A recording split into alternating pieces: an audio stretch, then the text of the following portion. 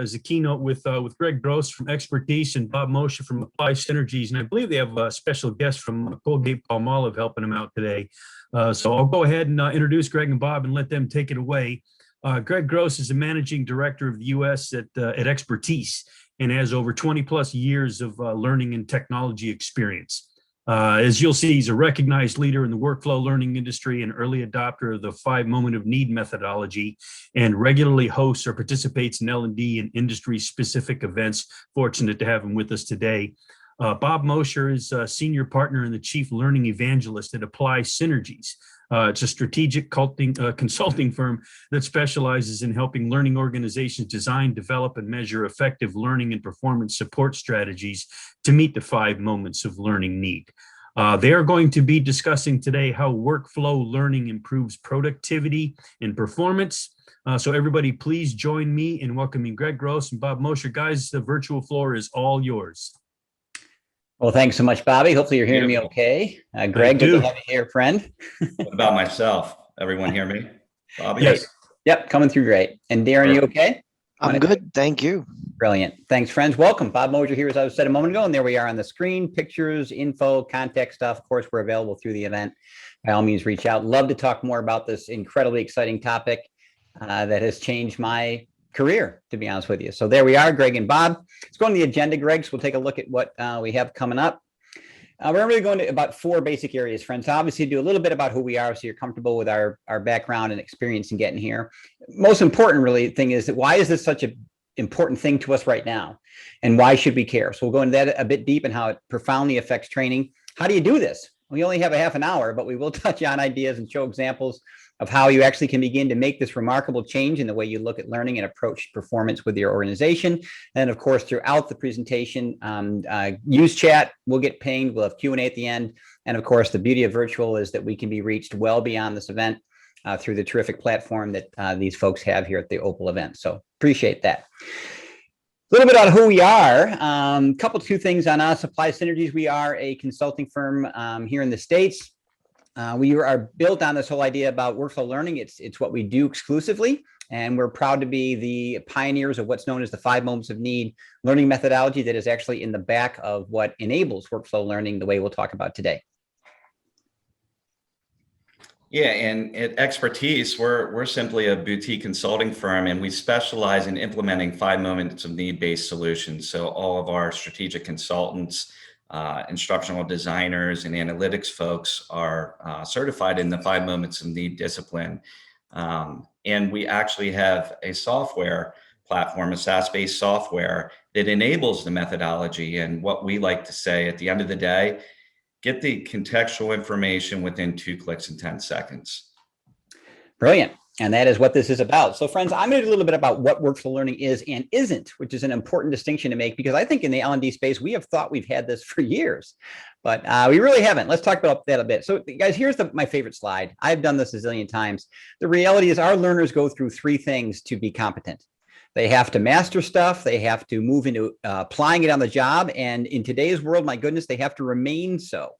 So here's the reality of what's happened in training too often is that it's really just not enough. It's been a train up methodology for too long. But once the learner enters the workflow, i.e. transfer, their journey to competency has been a challenge. And as you see from the death spiral of instruction there in the green, it's lost quickly, right? So what are we doing in the transfer area to meet that need? And more importantly, there's this whole world nowadays of sustaining that. How do I remain in a place where we have a strategy to sustain? And if you look at this slide, the scary thing about it is training has been nowhere in that game. It has not been a part of our toolkit, part of our discussion. We have to move into transfer and sustain where true competency is measured and where true competency occurs. How do you do that? Well, you can probably imagine this brilliant new thing, frankly, called workflow learning is really a remarkable place to be. And friends, real quickly, workflow learning is not e-learning. It's not things available in the workflow. It's things available while, and when you do, watch what happens to this remarkable graph. 3 important things happen. Number 1, training on average is cut in half. We've been chasing this forever because I would think we'd argue we overteach. More importantly, why we're in this business, number 2, transfer is no longer this big dip and you get to competency in half or less the time. And probably most importantly, in today's world, this is not a dependency model, folks. This is an enablement derived to independence model, and their ability to sustain beyond the traditional training model and being dependent on it to come back to it, to keep up and be proficient, is solved by this methodology. So what is it called? It is called workflow learning, and it is embedding learning, notice, and support in the workflow while you are doing your work, not in when you're doing your work, not like e-learning to step away or jump out to an LXP or run off and find a coach. As you'll see in a moment, this is embedded right in the workflow while the context of work is going on and is consumed there. What makes it up? Two things. Performance support, been around for a while, 1991, but more importantly, these wonderful new versions of what are called EPSSs, electronic performance support systems, combined and blended with what we now call targeted learning, which is that reducing training to half and only training on the critical skills that people have to learn. What's the architecture? Okay, so this thing is designed by a methodology. So Greg, if you click to the next slide, it really follows, as you'll see in the demos in just a second, when Darren clicks in here and Greg, it really is an intentional methodology in the blue, in the transfer and sustain. It's hierarchical. It starts from simple to complex, and that takes you through the context at the very top. From there, you drive into the tasks you have to perform and supporting knowledge if you need it. More importantly, the world today is scattered with resources, more than a learner could ever have. And the most common complaint is, how do I keep up? How do I find them? And how do I get the right one at the right time? Well, guess what? This pyramid and the architecture of performance support delivers that. It gives reference resource, learning resource, and even can link into and align people resources. But notice, all in the context of the task and the problem being solved. Here comes again, while I work. So what's this all about, friends? It's about meeting what are known as the 5 moments of need. The 5 moments of need is at the back of this methodology. It is all about apply, but it's also meeting other needs our learners have, like when they have to learn new or more, when they have to keep up with change, i.e. sustain. And the world we live in today with the pandemic, my goodness, as you'll hear when Darren talks about his example, people have to problem solve and solve for the real world that happens every single day. This methodology, workflow learning, meets all 5 of these in an intentional, designed way. So my friend, we'll pass the baton. So we're going to pivot over to, I'm pleasantly surprised to introduce Darren Doshi, one of our friends and colleagues at Colgate-Palmolive. He's going to provide a real world example of how Colgate-Palmolive applied it at one plant and now is looking at it globally. So Darren, I'm going to drive here if you want to get started. Sure, Greg, I'm delighted to be here. Just a little bit about our purpose as a company. We are Colgate, a caring, innovative growth company that is reimagining a healthier future for people, their pets, and our planet. And that takes us to next slide, which really talks about what we've been doing. I'm going to cover these 5 topics, each one is starting with our vision. So on our vision, which is our journey to get to that vision, we've been on this journey now about 4 years. And in 2017, we were introduced to the idea. We created our vision. We then began to do a proof of concept in 2018, planning and expansion in 2019, and continued expansion. In 2019, we also launched an enabling software called Speech, which is our video-based platform, which we use to provide that learning at the moment of need.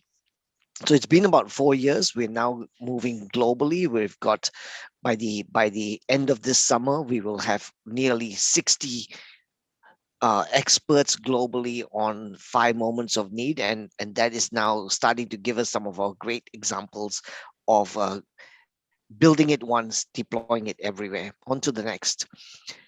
And let's talk about our vision. It really, this slide basically says that, if you start at the bottom left side where you see those little machines where we're trying to find people with the right skills and aptitudes and the background to hire, then we're using the 5 moments of need, what Bob described, the apply, change, solve methodology to analyze our job tasks. We found that to be the most powerful method of doing task analysis. That feeds into the operator performance support platform in the central column. You see the blue boxes. That's the Ask Delphi solution for workflow learning. supported by speech videos and other documents that provide people information at the moment of need. And then that's how helping drive our vision of increased productivity as a result of operators getting the right information at the right time, what we call now performance support at the moment of need, right? If you move on, Greg, now I really like to talk about 5 moments of need task analysis. What we see to be the real power of this is the ability to analyze a piece of equipment, a process in a structured way, create a structure of analysis that is used globally, then apply step 2, which is to use it to do an evaluation of the severity of someone not being able to do that task properly. And that step 2 leads us to a better understanding of how we should deliver that knowledge to the person, whether it should be delivered in a training session or it should be delivered more in terms of performance support. And within performance support, how should it be delivered? Is it a checklist? Is it a document? Is it a video-based solution that is appropriate? So we're finding this an extremely powerful process, and that feeds our workflow-based learning solution or the performance support solution that we're going to talk about next. So I want to share some of our examples that we're seeing and give you some real data on what we've seen happen. We've implemented, as Greg said, we started with the pilot site. We're now moving it globally. We're pretty much at about 33% of our sites globally that will have implemented this by the end of this year. At one of our sites, beginning of this year, when we implemented it, on a tube making line, our team leaders on the line were able to come back and tell us that we see a 30% improvement in training time. So new people coming in, being onboarded they were able to do it on the job, at the machine, using various kinds of media, and we see a 30% reduction from 1.5 months to onboard someone to about 1 month.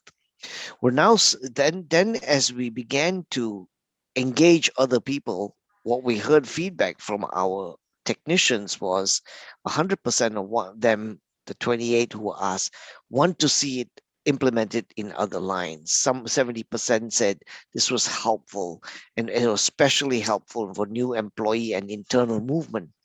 So we're starting to see that with reduced headcount on the floor, with increased automation, we're also seeing an increased amount of movement of people between the lines. And when you move between lines, equipment's not always the same. There's slight differences. The ability to get performance support at that moment of need is critical. Moving on to the next one, the North America example, and this statistics is coming from our pilot site. And at that pilot site, the data over a year showed 2.5 minutes of reduction from baseline for product changeover, improvement of change in the, the liquid changeover time was not as significant as a size changeover, but a significant improvement in time. But over a year, we were able to show increase in baseline efficiency, a reduction in unplanned downtime, and an improvement in asset utilization. Now, we all know that in any manufacturing site, not one thing solves all problems, but we're starting to see that this was a significant contributor. And we were able to track that by looking at the actual data related to changeover that was being tracked by the operators. So there's some good examples there, Greg. Now, when we look back and we think of what's worked and what lessons have we learned as a company, we think of when you want to do this implementation, you definitely need the right resources, as in any other implementation. What was pleasantly surprising for us was that 60 to 70% of the content that we needed to stand up the workflow learning was already available at the particular sites. And obviously the power of operators not leaving their job or stopping to get training was a big thing. As we see opportunities to go further, continuously monitoring utilization data and then making the connections to other MES data, etc., to link the use of Ask Delphi, the workflow solution, to operational issues is a very powerful piece to consider as you begin to develop your governance system. Single sign-on access is critical because operators typically don't want to go in and sign on in using multiple passwords. And definitely the having the right resources to set up the system. And Greg, I'm not sure how we're doing for time because I want to share that one other example. We've We're now good. started Good, because Darren. Keep going. we started by saying the goal is to build once and deploy everywhere. Now, we buy machines over the years, and some of the machines are slightly different from one facility to another. But the goal in the long term is whether you're using a Seidel blow molding machine or you're using a tube making machine or tube filling machine, can you analyze it once in one country or one location, build all the content there, use the Ask Delphi platform, and then deliver it globally? So we've now had our first example of a particular site that is bringing in some new equipment. They wanted to stand up the Ask Delphi system. They see the value in that. They were very short on resources. We had the site in China do the analysis on an entire piece of line, similar to the line that's being implemented in this new site. The folks at this other site were able to take that analysis and apply 60% of that analysis to all of the work they needed to do on their line. And that's a huge step of breaking the mindset of if it's not invented here, it cannot be used. It's a huge step forward because this now sets for us the platform of now that we can do the analysis once and deploy the analysis everywhere, we can now move to the next step of building all the content once and deploying it everywhere. And I think the simplification we're going to get from that, the benefit we're going to get from that, the speed of implementation is going to make a significant shift for us from a productivity, resource, and implementation perspective. Greg, back to you. No, thanks very much for that, Darren. I know many of you that are on the phone are probably, well, actually, I should say Zoom, are visual people. So I think what we would like to do now is pivot into how we purpose built the solution based on all the 5 moments of need consulting work. So I'm going to take you through a quick day in the life of an operator that's on a Colgate line. And then from there, we're going to pivot back to some Q&A because we certainly want to hear from you.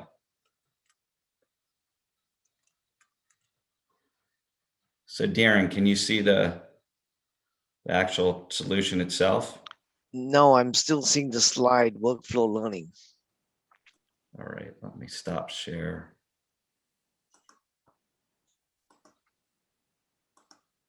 What about now? Yep, it's there. Perfect.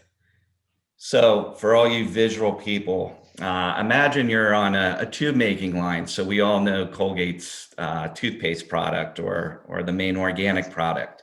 And envision that there's 16 pieces of equipment on that line. And I'm an operator and I just got done with 6 months of onboarding. And yeah, I know some things, but I certainly have a lot to learn and I'm probably nervous too. So let's say a piece of that equipment, in this case, the filler, there's something going wrong and I'm not sure how to alleviate that problem or issue. So before performance support in the 5 moments, you asked a neighbor, you looked at the OEM manual, or you kind of searched and hoped you were going to get the right answer. Now you're able to quickly get to that information. And if you remember the opening statement in what we call 2 clicks in 10 seconds. In Colgate's case, it's a bit more. It might be 3 clicks, 20 seconds. But what if I need to respond to an upset condition? So this is the Ask Delphi solution. You're going to show an actual process. So if you think about it, many users typically don't see where they're at in the process. So I can do a few things. There's clean, inspect, lubricate, perform daily shifts. Oh, this is what I need. I need to respond to that upset condition. So if I click on that, if you think of the 5 moments and getting to that information, if you think back to the pyramid, I can quickly see, well, what does it mean to respond to upset conditions within this filler, which, as you can see, looks completely complex. I would probably have a heart attack if I actually worked on a line. But here are the 4 processes associated to an upset condition with this piece of equipment. So if I wanted to respond to an over-under weight bottle fill, which many of us don't know what that means, but it's somewhat significant, just provide me with the quick steps on what it means to respond to that. And when I say quick steps, they're just that. So when we go through the methodology, we break it down into process, task, step. So here are the 6 steps where I can respond to that upset condition, and hopefully I can resolve that problem and go back to performing. However, everyone on this call is a bit different. So maybe I need a bit more information. Well, here you can see on the right-hand pane, this accordion-like approach of just different learning assets. And what Darren mentioned was, we didn't create this from scratch. We repurposed and optimized what they already had. So if I'm more visual and I needed more than the steps, I could quickly click on, well, what does it mean to respond to that condition? And I can launch a video. Or perhaps once I responded to that upset condition, I need to fill out a quick SOP document and then provide that to my line leader after my shift is over. Again, going out and searching for it, we don't have to do that anymore. We can quickly get to that information right in line with my workflow. Or perhaps I wanted to, after this, I wanted to actually teach myself. So here's that PowerPoint I went through in training when I was onboarding. Well, here it is for me. I can print it out or I can send it to myself. And then maybe after that shift, I'll take it home, I'll look through it. So the next day I'm more confident in what I do. So that's real quickly showing you the pyramid. And I know we're short on time, so I just want to show one more thing before I leave it up for Q&A. Social and collaborative elements to our solution is completely important. So we can like it, we can create notes and they're specific to me. We can pin it to my favorites. Again, maybe I do this infrequently, or I know the next time this happens, I want it in my favorites tab. It's right there for me. This is beautiful, and it's leveraged at Colgate where they have over 40 plus plants. I can share this with my peers on the line, or I can share it with a manager or a plant manager at another site. So all right there for me, related right to the task. And then finally, what I believe is completely critical, how do you sustain these solutions? Well, we have SMEs in the background and business matter experts that actually are responsible for different pieces of this equipment. You as the operator, you're the SME on the line, you can provide immediate feedback where they can contemplate that into the next release schedule. And if I certainly want to use my mobile device, I have a QR code right here that I can bring up, scan it, and it's right there for me.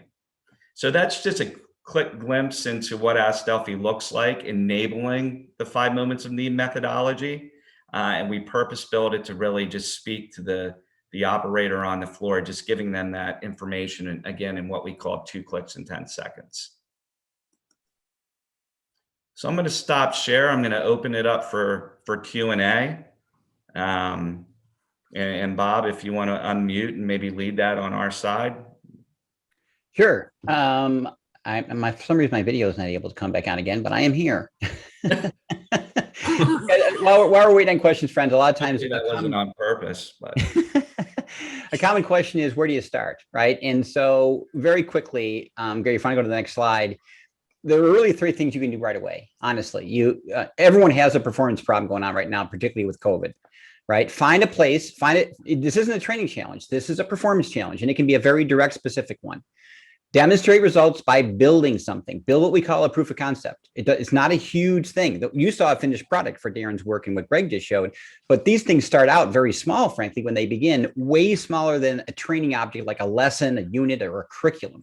You can build these very quickly, stand them up and get results, and then finally get buy-in from those stakeholders and scale it up to what the remarkable work you saw Darren do. It is an evolutionary journey, friends, not revolutionary, which is really the wonderful part of how you can get into this. You can dip your toe in, get started next week, get results, and then build and scale as you've seen from there. So, Bobby, any questions that are out there that we'd love to answer? Happy to do those. Yeah, I was looking at one. I think you may have gone over kind of about a big one. A lot of people have like internal resources. I mean, what's needed for that? Is that really difficult? Fairly easy to get set up? What are your thoughts on that? Well, that's the good news. Part of this journey is the aggregations you heard, Darren, of what we call user-generated content, or a lot of the content that's already there. So the beauty of these things is once the framework is stood up, and Darren can probably speak to this too, you always put together what's called a content management or governance around this, right? And in many organizations, candidly, that's out of control right now.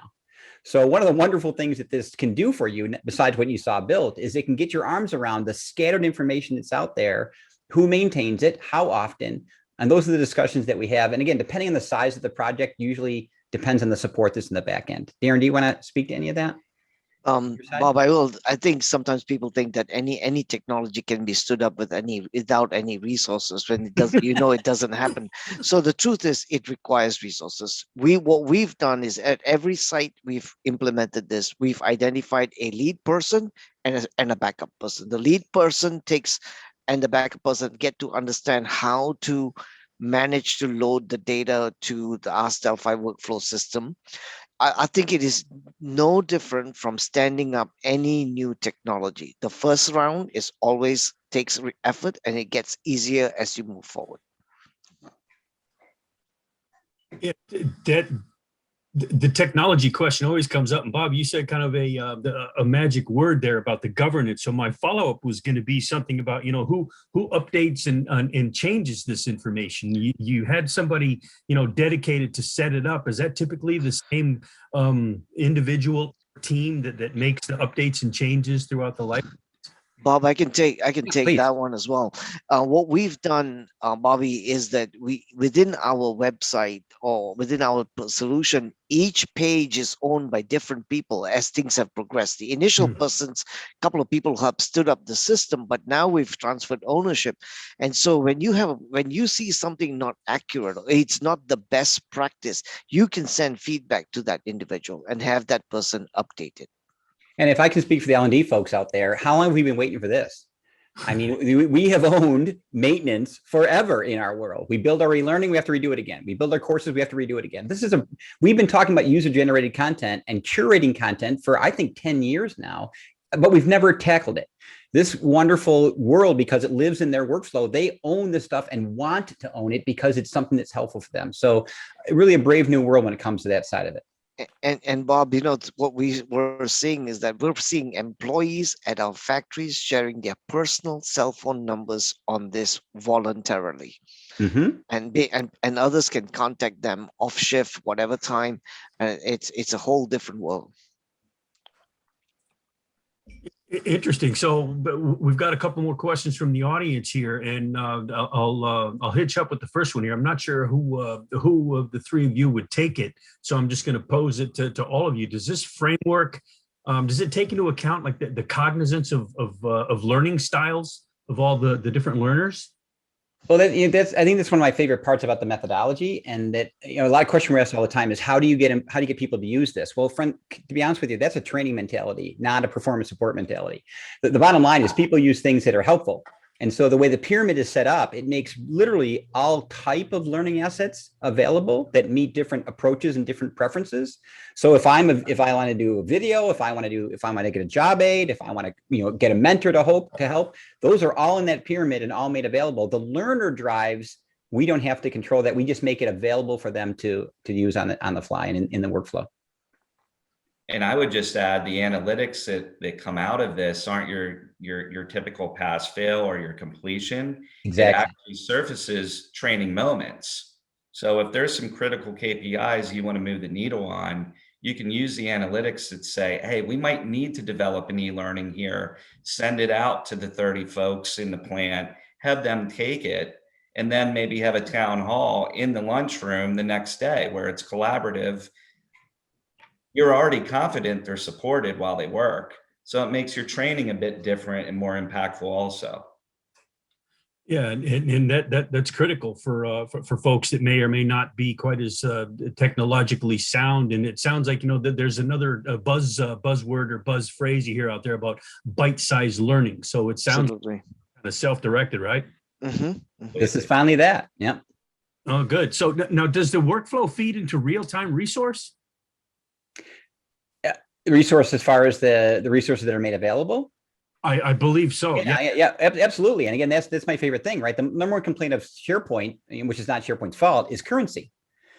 Half the stuff on there is old, outdated, or I can't find it. This tool is kept because it's hosted and cloud-based. The information can be as current as a moment ago.